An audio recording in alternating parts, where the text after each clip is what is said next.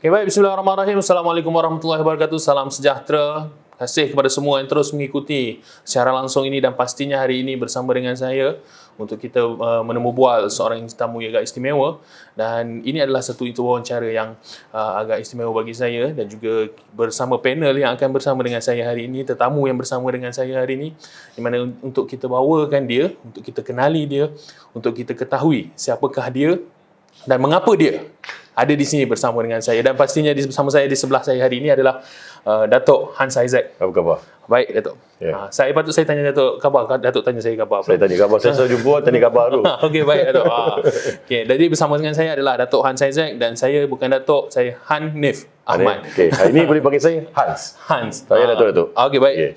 Okey, jadi semua sedia maklum, sejak dulu menjak ni nama Hans Isaac itu agak popular dan agak mendapat tempat di kalangan masyarakat Malaysia, terutamanya berkaitan dengan politik. Nama Hans Isaac ni agak menjadi tumpuan.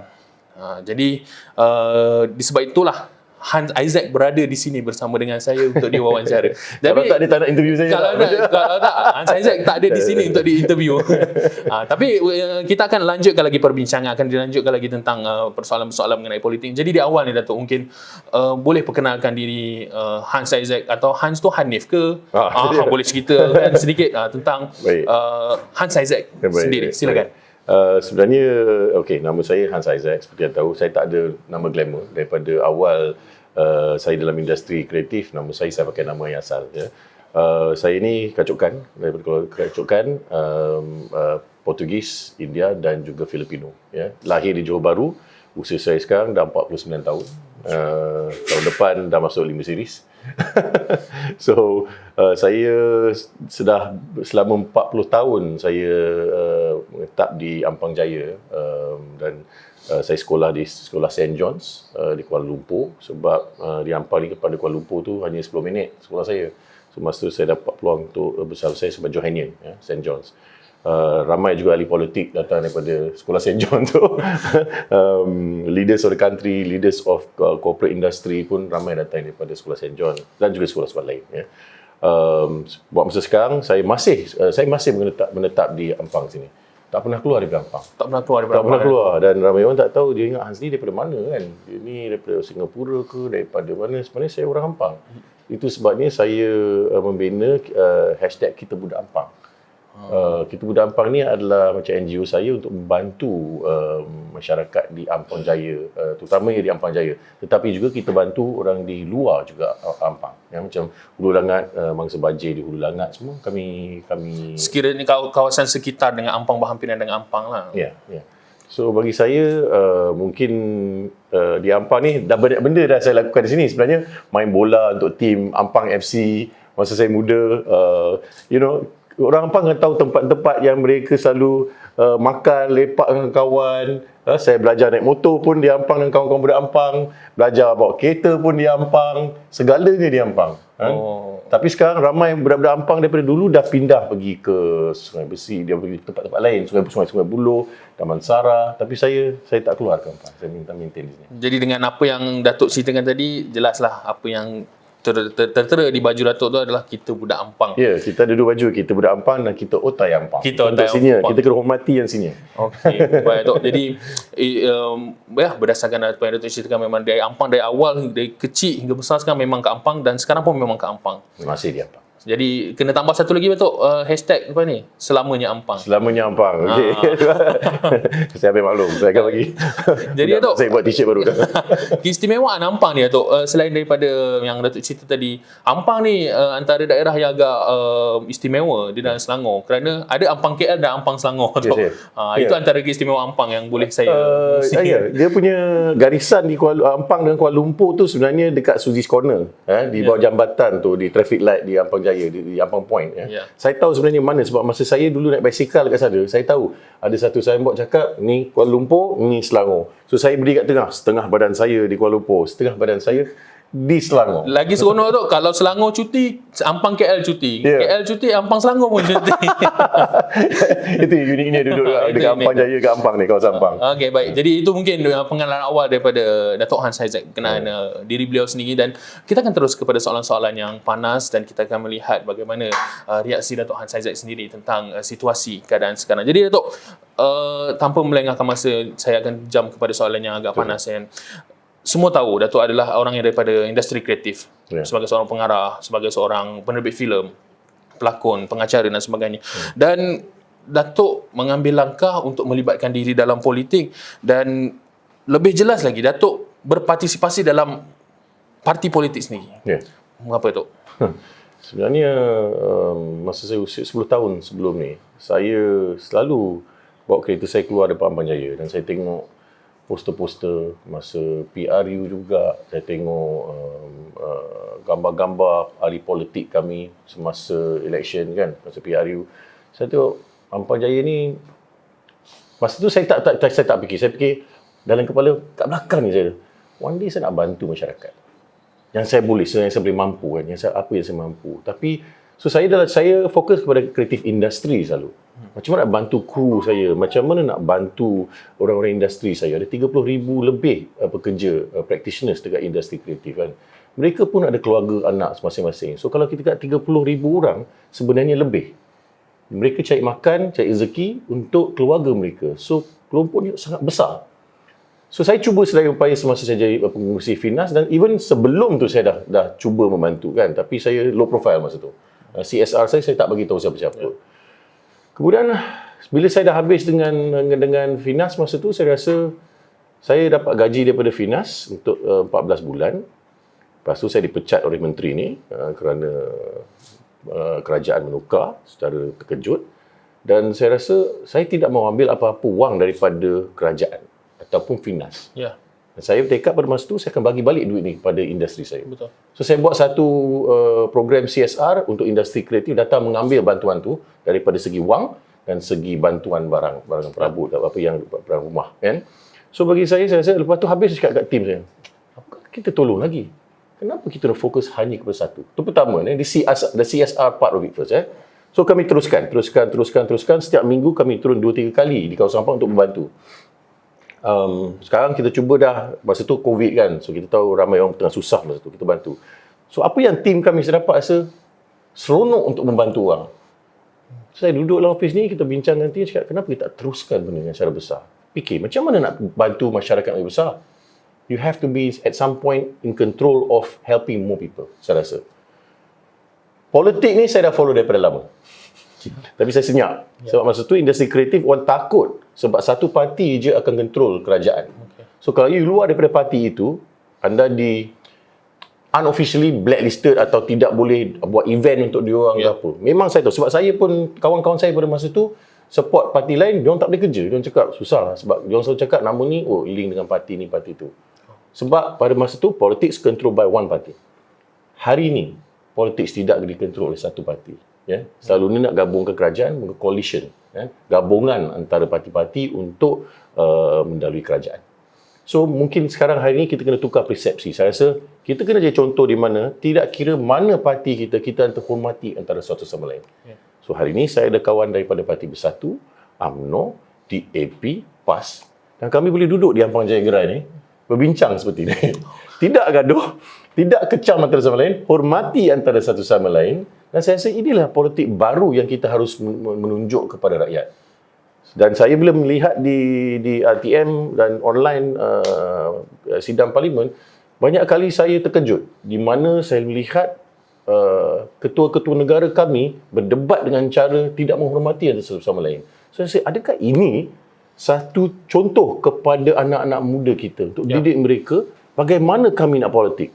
You are the example of our country. Orang luar pun international melihat parlimen kita. Adakah ini cara kita berdebat? Saya rasa this is not the right way to do things. So, saya ambil inisiatif sendiri, kita jadi contoh. Ada kawan-kawan saya lain yang masuk parti lain pun. Betul. Dan mereka bersama, dan kita kawan. Okay, tak apa, saya hormati parti ni, saya hormati parti ni. Tak pernah nak jatuhkan antara satu sama lain. Okey Datuk, Datuk sebut pasal macam mana sebelum ini kalau ada orang yang dalam industri kreatif sendiri kalau melibatkan diri dalam politik dikecam, di blacklist dan sebagainya.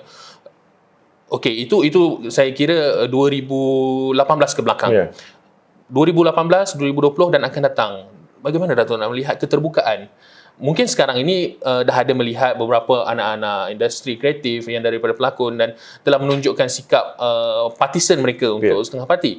Dan bagaimana Datuk melihat supaya ke depan ini walaupun artis terlibat dalam politik itu bukanlah salah satu perkara yang membuatkan periuk nasi mereka ditutup.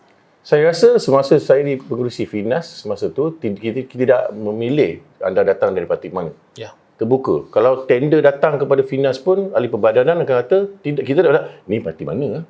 Tak pernah mengatakan benda-benda itu, kan? Dan bagi saya personally saya tidak ada kontrak kerajaan. Saya tidak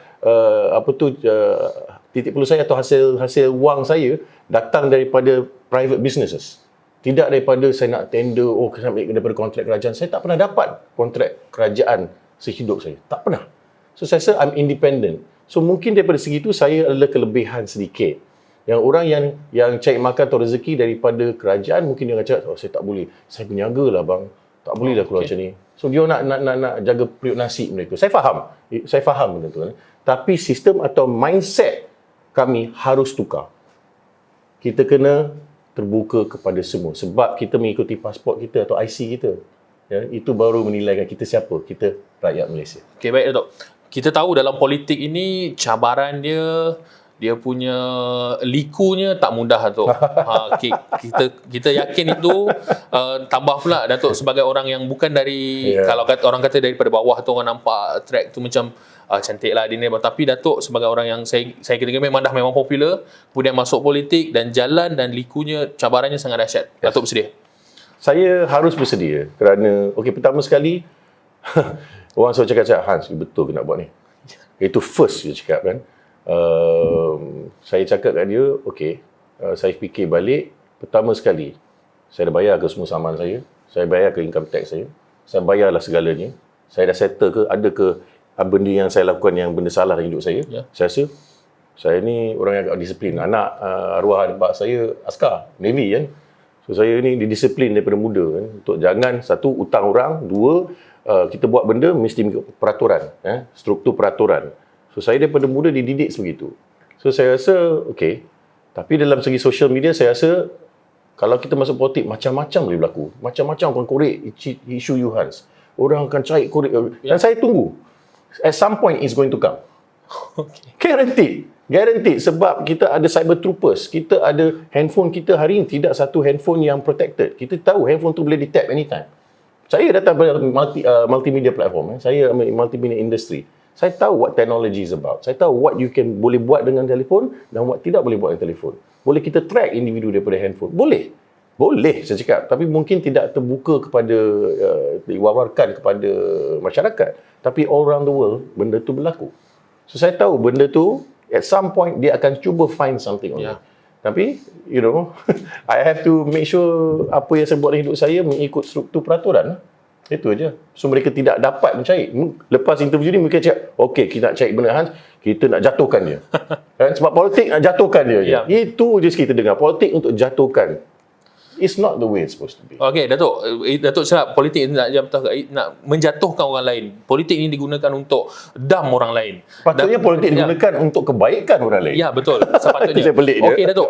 Itu sekarang itu dah menjadi seolah-olah tanggungjawab Datuk untuk mencerahkan politik ini menjadi satu perkara yang lebih terbuka dan perkara yang lebih baik. Mungkin Datuk boleh kongsikan di sini kalau Datuk ada visi ataupun misi yang lebih ke depan untuk Datuk berada dalam politik. Tadi Datuk dah bagi tahu tujuan Datuk nak ada politik, Datuk nak bantu ramai orang. Datuk nak boleh angkat lagi ramai orang di bawah ini supaya mempunyai satu kehidupan yang lebih stabil dan sebagainya. Tapi bagaimana dengan misi dan visi yang Datuk pegang? Apa-apa pun, ini adalah jalan aku, inilah yang aku nak pegang, ini aku nak capai. Datuk. Sebab kalau orang tengok ni kejap, game plan saya lah kita nak tengok dia ni apa jalan dia, mana dia nak bawa kita. Untuk Ampang, of course, saya ada hala tuju. Tapi hala tuju saya, seperti saya katakan kepada tim kami, tim saya katakan kepada mereka, hala tuju selalu seorang individu akan cari hala tuju beliau untuk satu kawasan atau Ampang. Bagi saya, kita reversekan benda tu, terbalik, kita pusingkan benda tu. Kita akan bagi tahu kepada masyarakat Ampang, bagi tahu kita apa anda nak kita lakukan. Ya. Yang pertama, kita tidak boleh selalu, okey, kita cakap A, you buat A. Kita cakap B, you buat B. Okey. Kita kena reversekan benda tu dan dengar suara rakyat. Kita kena dengar balik apa kehendak mereka, kesusahan mereka. Baru kita boleh format atau buat hala tuju kami. Itu pertama. Dari segi holistik yang lebih besar, daripada hari pertama saya katakan, saya ada satu yang saya rasa kalau saya capai itu, saya rasa saya dah berjaya. Okey. Di mana semua masyarakat Malaysia mendapat KWSP dan SOCSO. Ya. Tidak kira daripada pekerjaan apa, freelance, contract base ke, full time, tapi niat saya adalah untuk satu hari dapat berdebat di parlimen atau di mana-mana untuk usulkan di mana semua masyarakat Malaysia mendapat KWSP dan SOCSO. Okey, baik Datuk. Itu soalan general yang saya ingat saya dah tanya, saya rasa saya berpuas hati. Okey. Okey Datuk, puas hati, saya puas hati Datuk. Saya nak bernasib baik lah. Saya puas hati. Kalau banyak sangat tak puas hati, payah agak Datuk. Jadi saya berpuas hati saja Datuk. Okey Datuk. Jadi kita pergi soalan yang agak spesifik kali ni. Saya pun mungkin penonton tak nampak baju yang Datuk pakai. Nampak kita budak Ampang, tapi tak nampak apa yang atas kita budak Ampang tu. Sebab dia gelap. Okey Datuk. Mengapa Parti Keadilan Rakyat? Okey, mengapa? Saya terfikir-fikir, kenapa Parti Keadilan Rakyat? Ya. Saya sebenarnya pernah bekerja dengan 3 kerajaan. Ya. Semasa saya dalam industri kreatif. 3 kerajaan, penukaran kerajaan, saya masih di sana bekerja untuk mereka dari segi kreatif, industri kreatif.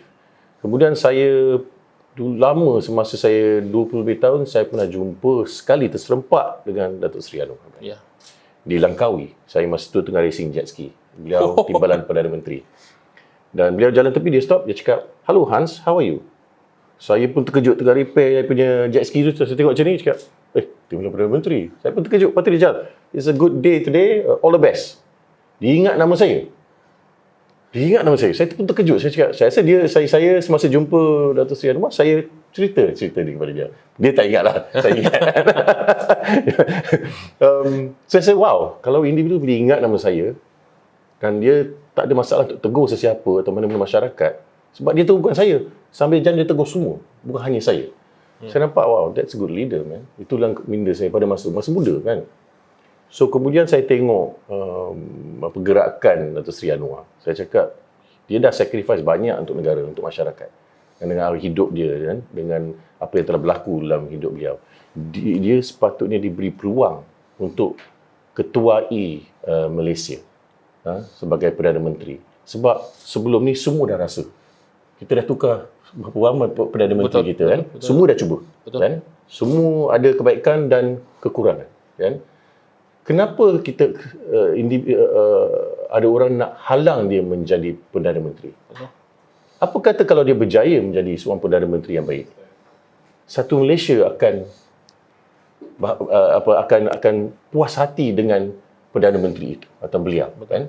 Tapi kalau dia tidak diberi peluang, macam mana kita nak tahu kalau beliau boleh buat apa yang dia katakan untuk Malaysia?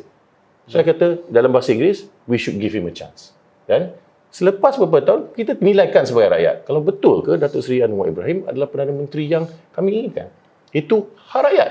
Okey. Ya, hak rakyat. So saya rasa, saya pergi jumpa beliau. Saya dapat appointment, saya jumpa, berbincang selama sejam. Dan dia tanya saya beberapa soalan, adakah keluarga anda setuju anda masuk parti saya? Saya cakap, ya. Kedua dia tanya, what's your end game? Saya cerita kepada beliau. Ketiga, lepas tu saya cerita, dia balas balik. Saya nak Hans tahu. Saya ni orang Muslim. Tumpuan saya dan apa yang penting bagi saya adalah agama saya. Tetapi saya tidak akan lupakan agama-agama yang lain sebab ini adalah Malaysia. Kita tidak hakikat dia, kami tidak boleh lari daripada hakikat itu. So saya bila dengar tu saya cakap, saya tak pernah dengar lagi benda ni daripada orang lain, ahli politik lain. Selalu menggunakan ayat tu di kempen untuk mendapat undi. Tapi bila dengan saya seorang je. Pun pakai ayat tu. Dia pakai ayat yang sama juga. Saya cakap, wow. Dan informasi yang beliau ada dan knowledge beliau ada, saya tak pernah lihat atau experience dalam hidup saya.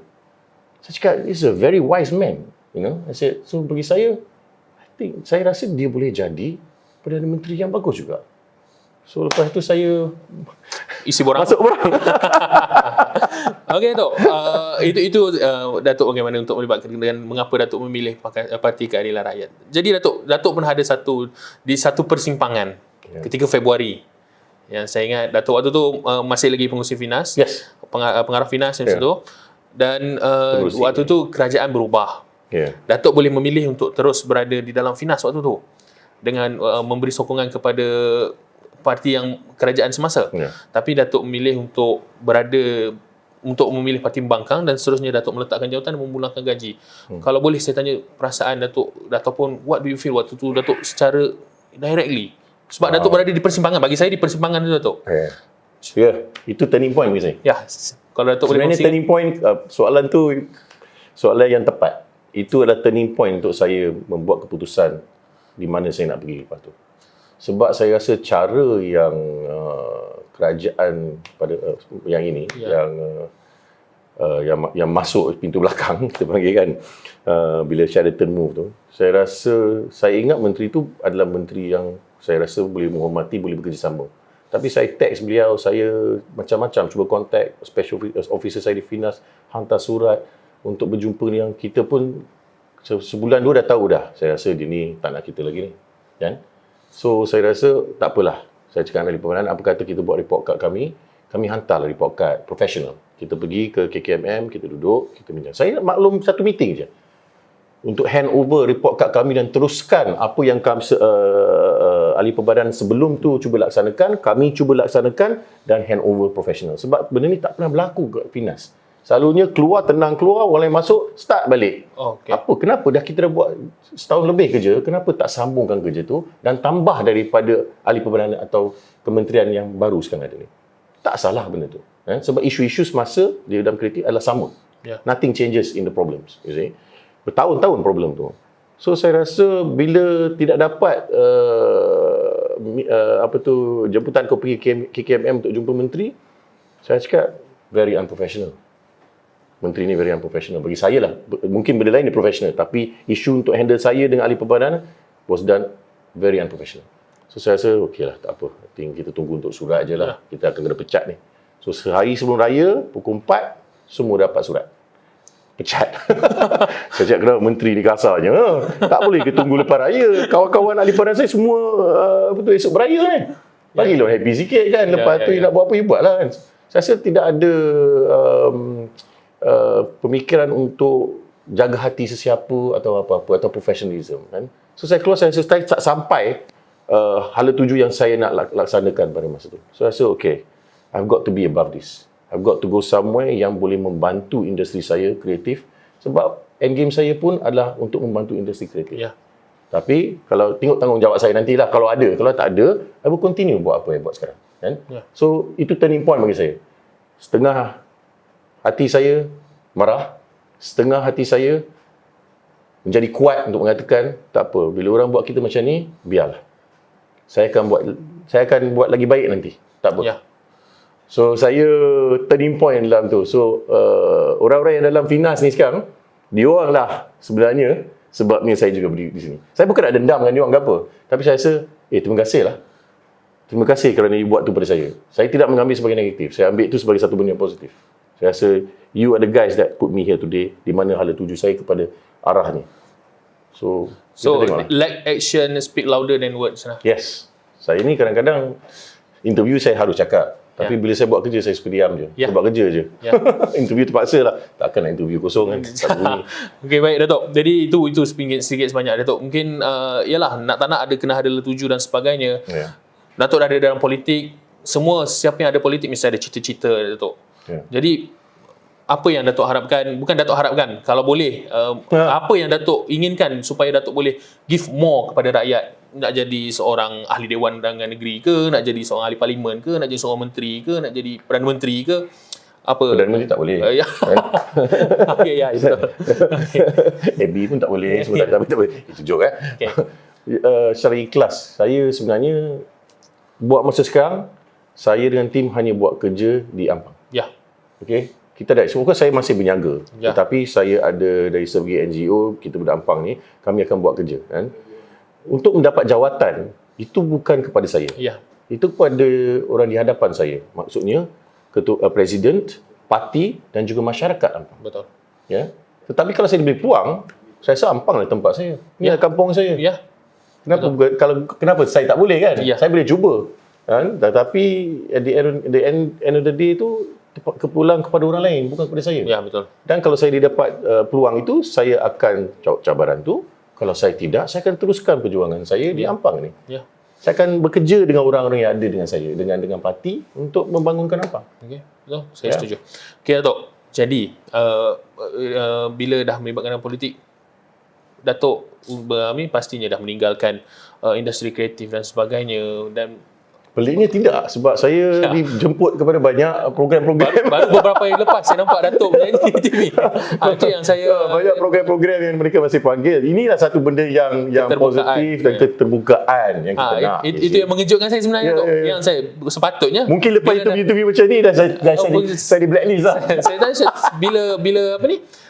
Sepatutnya apabila masuk ke dalam politik, mereka yang masuk politik kebiasaannya dihalang. Tapi sudah beberapa siri saya tengok Datuk keluar dalam televisyen media utama, Datuk. Ya, tapi sebab sebelum ni saya bergerak, mungkin orang tak tahu. Baru minggu ni dan bulan ni ramai tahu saya masuk ke dalam parti kan, dan bergerak di Ampang ni kan. So mungkin saya tak tahu, mungkin lepas ni saya tak ada kerja lagi lah. Itu je. Saya tak tahu lagi. Harap tidak, but saya bersedia. Saya dah fikir dah semua ni sebelum saya masuk ke politik. Okay, Datuk.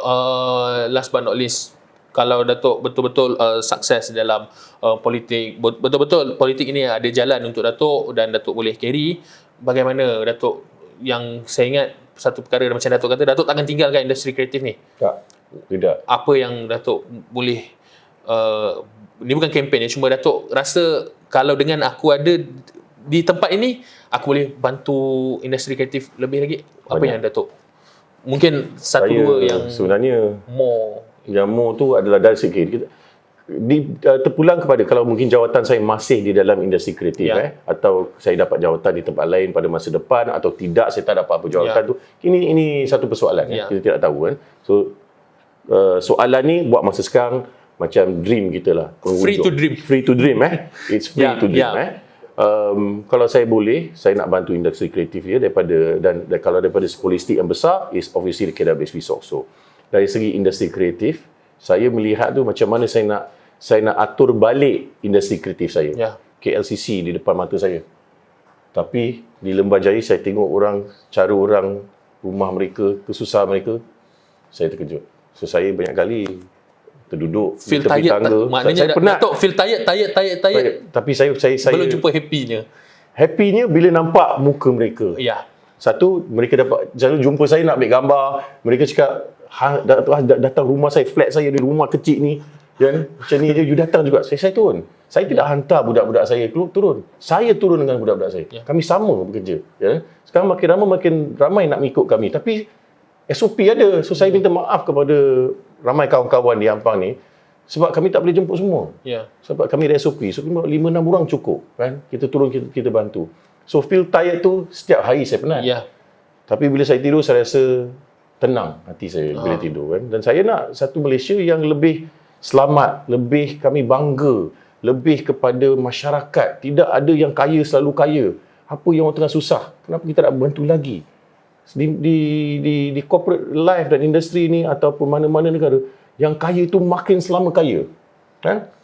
Bulan ni tak buat 1 juta kurang, we are losing money. Tapi ujung tahun, kita punya dividen macam ni, kita punya announcement je. Sebab kenapa? Dia nak share dia naik. Kan? Tapi bila berniaga dengan SME, dia nak potong. Kenapa macam tu? Kita punya minimum wage. Bagi saya minimum wage ada satu benda yang kita meniti. Sebab pada hari ini, kalau 1,000, minimum wage 1,200. 1,200 please. Come on lah, tak cukup lah. Bro, you boleh tak bro? 1,200 sebulan. Tak jadi apa. Untuk makan, handphone. Betul. Macam-macam. Rumah, anak, sekolah. 1,200 cukup? I'm sorry to say. Ini benda-benda yang kami akan tukar. Betul. Jadi Datuk, saya ingat itu adalah perkara yang agak menarik yang Datuk kongsikan, perkara-perkara yang Datuk nak bawa. Dan yang terakhir, mungkin Datuk ada pesanan ataupun kata-kata untuk mereka di luar sana tentang keterbukaan. Khususnya kalau ada pemain-pemain industri mungkin ada mereka yang ingin melibatkan diri dalam politik, Datuk, tapi ketakutan itu, culture of fear yang ada dalam industri kreatif ni. Dia macam ni, bro. Dia macam ni. Kalau kita nak succeed dalam hidup, kalau kita nak play safe all the way, kita tak pergi ke mana. Ya. Kita kena ambil risiko.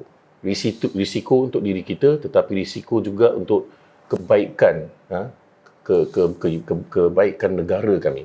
You see, you have to take a risk. There is no success kalau you stay where you are. Bagi saya benda tu. Pertama. Kedua, kita kena menjadi contoh balik. Seperti saya katakan pada awal interview ni. Kita harus jadi contoh kepada masyarakat. Mungkin kita ada following. Macam saya ada following. Kan? Saya tahu orang ikut saya dalam social media saya. Dan mana-mana saya pergi, mereka nak bergambang saya. Saya boleh jadi contoh kepada yang lain.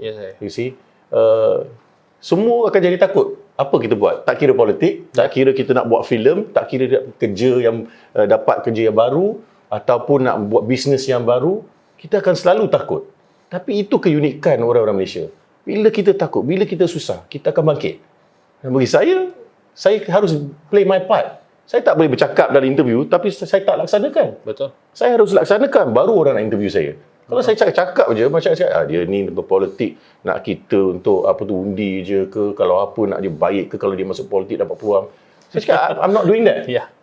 Sorry, I'm not doing that. Saya akan gerak dengan kerja, dengan tim saya untuk kebaikan masyarakat. Bila masa itu, kita buat Sabtu Ahad lah. Isnin sampai Jumaat, saya harus berniaga lah. Okey, baik. Okey, baik. Jadi... sorry, last. Okay. Saya turun ke Padang, saya selalu dengar. Orang cakap, saya ni dah fed up dengan politik lah. Ramai yang cakap, walah Malaysia politik ni pening lah, malas nak tahu kan. Okay? Saya nak beri sedikit penerangan daripada persepsi saya. Di mana-mana negara, ada selalu kesusahan. Jangan ingat Malaysia je. Betul. Semua, tengoklah Amerika. Okay? Pendek, saya tak pernah suka pergi ke Amerika, tapi saya study dia punya political punya direction semua. Semua cakap, malah nak mengundi. Mengundi pun boleh tukar macam tu je esok. Ramai orang cakap kat saya.